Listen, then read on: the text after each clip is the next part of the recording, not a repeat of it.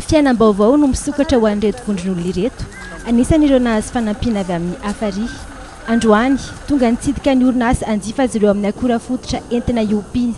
Anisan'izany ity renim-pianakaviana ity avy any Itosy no hifindra monina any ambanivohitra. Nanapa-kevitra ny aina amin'ny fambolena sy ny fiompiana. Ka resaka ohatran'ny hoe fiompiana izany nataoko dia hitanao leola manodidina izany sorena. Nefa ny za tsy manana zavatra fitadiavam-bola izany, za zany mbola tsy mba nianatra, tsy mba manam-pahaizana hoe mba ho afaka hoe mba hita zavatra hoe fitadiavam-bola amina zavatra hafa fa resaka fiompiana sy fambolena koa moa zany ao anatin'le zavatra tiako atao koa dia izay nahatonga na hoe nazoky na andeha hoany.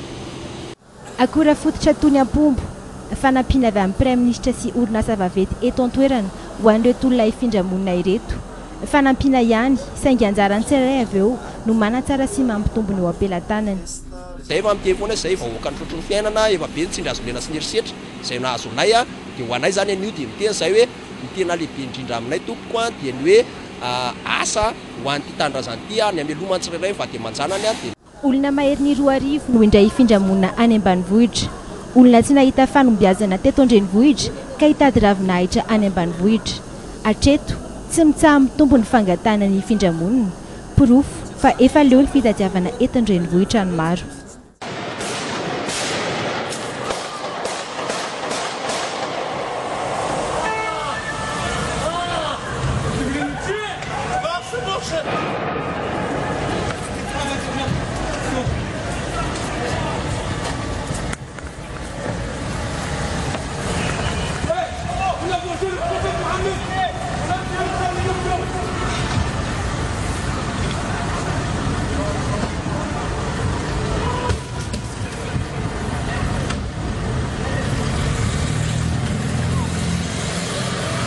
Voilà un document extrêmement choquant, à la fois violent, qui montre la brutalité de la scène ce matin à Paris, au siège du journal Charlie Hebdo. Une attaque faisant 12 morts dans le dessinateur Charb ou encore Wolinski. Ce matin, les hommes cagoulés munis de Kalachnikov ont tiré sur les journalistes du Charlie Hebdo. Retour sur les faits dans ce reportage de France 24. Les journalistes qui se réfugient sur le toit du siège de Charlie Hebdo. Un d'entre eux vient d'enfiler un gilet pare-balles. Une fusillade a éclaté dans le bâtiment. À gauche, à gauche! En bas, des policiers accourent. À gauche! Là! Ils sortent. Les tirs nourris résonnent alors. 2 hommes habillés de noir répliquent à l'arme lourde. Puis ils regagnent leur véhicule et crient à nouveau. Il est vous encore? Mais non, Edouard, Impossible pour l'heure de décrypter ce qu'ils disent. Un reporter qui travaille sur le même palier que Charlie Hebdo raconte la scène. Il y avait des hommes armés avec des kalachnikovs cagoulés qui sont rentrés dans l'immeuble. On a appelé la police immédiatement et au bout de quelques minutes on a entendu des tirs. On s'est tous réfugiés, nous on était une petite vingtaine dans l'agence de presse Première Ligne, on s'est tous réfugiés sur le toit. Les tirs ont continué pendant un certain moment, pendant plusieurs minutes qui nous ont paru très longues. Ensuite on a vu depuis le toit sortir dans la rue 2 personnes cagoulées, c'est tout ce qu'on a pu voir, on ne sait pas s'il y en avait plus. L'attaque a eu lieu autour de 11h dans le 11e arrondissement de Paris. Les secours sont sur place. Il y aurait de nombreuses victimes. Ici, un blessé pris en charge sur le trottoir avec l'aide des journalistes. Les employés sont sous le choc. Sur la façade de l'immeuble, des impacts de balles un peu partout, ainsi que sur cette voiture de police qui a tenté d'intervenir. Les assaillants ont pris la fuite à bord d'une voiture noire qu'ils abandonnent quelques minutes plus tard rue de Meaux dans le 19e arrondissement de Paris. Une voiture dont voici les premières photos. Les policiers la passent actuellement au peigne fin. Et sur une toute autre forme d'actualité, l'épidémie de peste reste une grande menace pour le pays. Le ministère de la Santé publique parle de 107 morts en 2014, un chiffre nettement élevé. Le district d'Amparafaravoul est aujourd'hui le premier concerné, avec les 3 décès non mis en quarantaine pour cause de peste pulmonaire, celle extrêmement dangereuse et contagieuse. Résultat, 125 familles sont aujourd'hui menacées. Reportage. 107 parmi les 466 cas suspects de peste font état de décès immédiats entre janvier et décembre 2014 dans tout Madagascar. Mais si l'on se réfère au mois d'août 2014 jusqu'ici, la peste fait état de 66 morts sur 96 cas confirmés. Outre ce bref bilan pour l'an 2014, tous savent à quoi s'en tenir concernant l'épidémie de peste, d'autant plus que pas plus tard qu'en début de ce mois de janvier, la peste a coûté la vie à 3 personnes dans le district d'Amparafaravoul. 2 d'entre ces cas concernent la peste pulmonaire, une des plus dangereuses, alors que ces victimes sont toutes décédées hors des centres de santé, autrement dit chez eux. Résultat, 125 familles ont dû passer au dépistage. 3 nouveaux cas se sont de ce fait confirmés et sont suivis de très près par les médecins à l'heure actuelle. Ces chiffres émanent du ministère de la Santé publique qui décline toute responsabilité et qui n'a pas froid aux yeux de le faire. Effectivement, l'équipe de Cool-Roger lance la responsabilité à l'endroit des victimes de cette épidémie de peste. Reportage tout de suite sur les images d'Yves Janel. Non, ce qu'on sait maintenant par rapport à ce qu'on a s'est donné dernièrement, ce qu'on sait maintenant, c'est les cas qui s'étaient passés en Amparafaravoul et où l'on a déploré 3 morts, et là aussi on a déploré 3 morts également qui sont morts hors des formations sanitaires.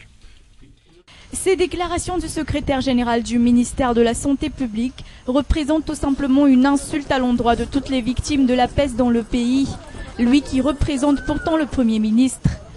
Le ministère de la Santé décline toute responsabilité dans la propagation de l'épidémie de peste qui prend de plus en plus d'ampleur dans le pays, faute de stratégie adéquate pour stopper la propagation de la peste dans la grande île. Le ministre de la Santé publique en personne entend affirmer indirectement dans une sorte de sensibilisation que les victimes de la peste sont à eux seuls responsables de leur malheur. La peste est une maladie qui peut être soignée. Il y a des médicaments très efficaces contre la peste.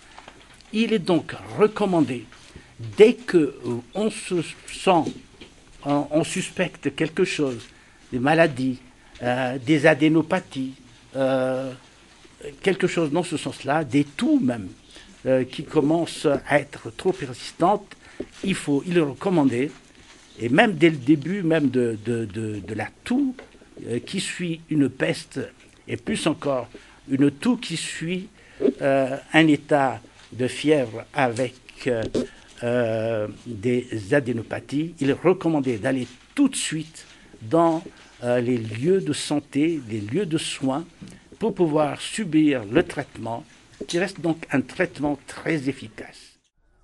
Cool-Roger et son équipe au ministère de la Santé publique sont les premiers responsables.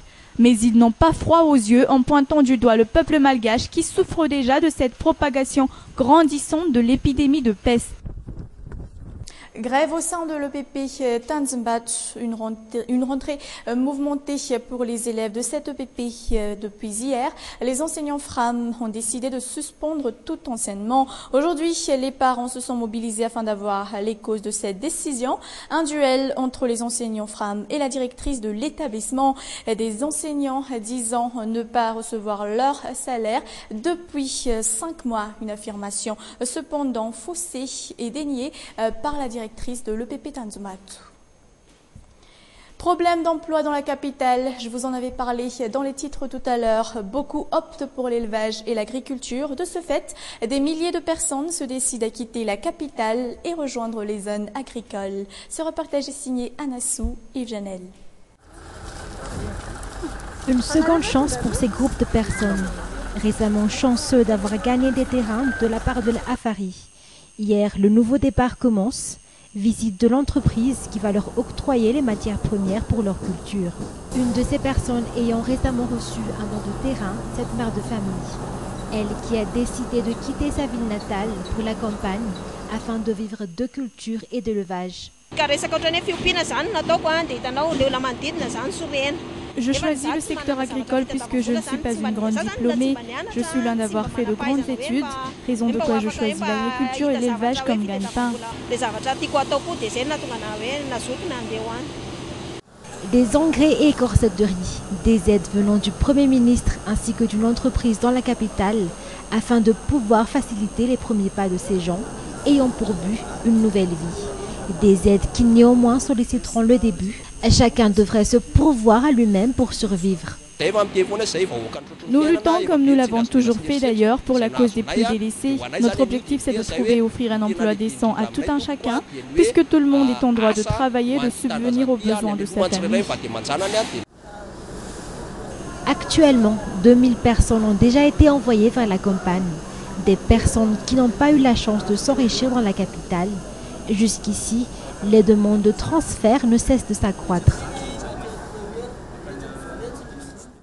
Un mot en politique, juste à titre de rappel, sachez que la loi sur la décentralisation concernant le statut particulier des 3 grandes villes de Madagascar, à savoir Antananarivo, Nosy-Be et Sainte-Marie, a été remise sur le tapis par le ministère de l'Intérieur et de la décentralisation en rencontrant hier les députés élus du team Antananarivo. Cette rencontre s'élargira sur les autres mouvances et groupements parlementaires au niveau de la Chambre basse afin de les persuader et les forcer plutôt à adopter cette loi durant la prochaine session extraordinaire de l'Assemblée nationale. Le porte-parole des associations pédagogiques de l'université d'Antananarivo, Berid Ravelmanansou, a été arrêté ce matin par les forces de l'ordre. Ses camarades donnent 24 heures aux autorités pour le relâcher. Pas plus tard qu'hier, Berid Ravelmanansou a participé à la grève des étudiants pour réclamer la hausse des bourses d'études et la fin du délestage promis par l'État. Point final de cette édition. Merci à tous de votre attention. Merci d'être restés avec nous jusqu'au bout. Prochain rendez-vous demain à la même heure. Excellente soirée en compagnie de Viva. Au revoir.